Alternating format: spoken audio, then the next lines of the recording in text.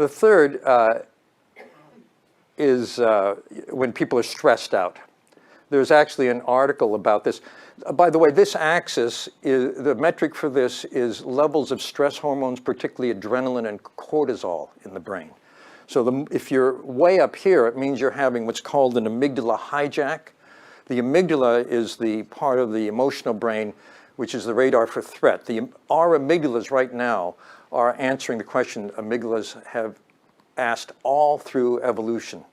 And it is, am I safe? Is there a danger? That's what the amygdala cares about. The brain, you have to remember, was designed for survival. The neocortex, the part of the brain that we use all the time, that was like a later, it's still a beta. It was added way later in evolutionary history. And in fact, the brain is designed still to give precedence to the survival mechanisms.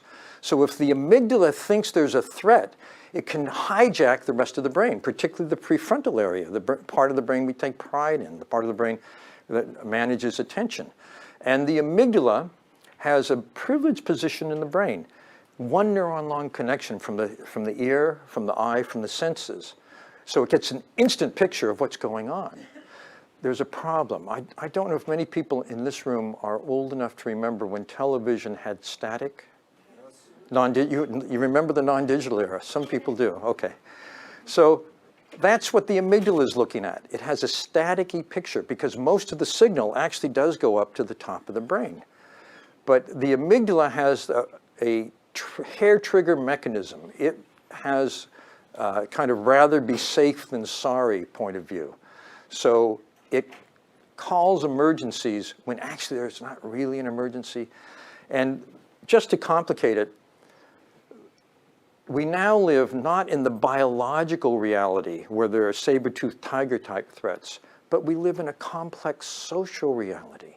So the amygdala is misinterpreting social signals or interpreting them. That guy's not treating me right. That's unfair. The amygdala is very childlike too. So the amygdala might have a reaction like, this guy's not treating me fair. I'd like to slug him. That's the way the amygdala thinks.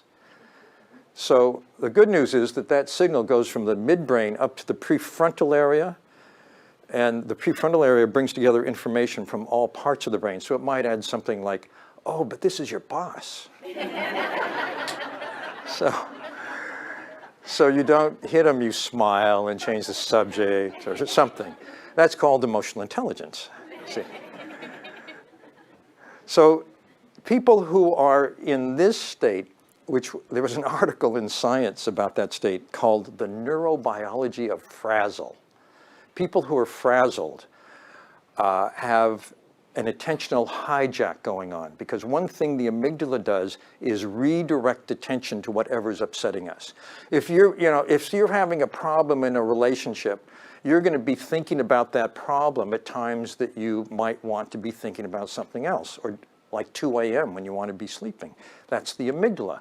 It forces our attention away from where it might be if we were here to what it is that's upsetting us. It also reshuffles memory. Memory is in a hierarchy. So when you're having a fight with your partner, you can't really remember so well, why am I with this person? That's how the amygdala works. So this is an attentional state which is very inefficient, particularly because particularly when people ruminate. There's a difference between constructive worry and rumination. Rumination is thought loops you can't stop thinking about that are upsetting, and you go over the same thing over and over. Constructive worry is when you think about it, the amygdala wants you to think about it, and you come up with something you can do, and then you stop the thought. You can go back to having more voluntary control over attention. So those are 3 very important kinds of attention. I want to call your attention to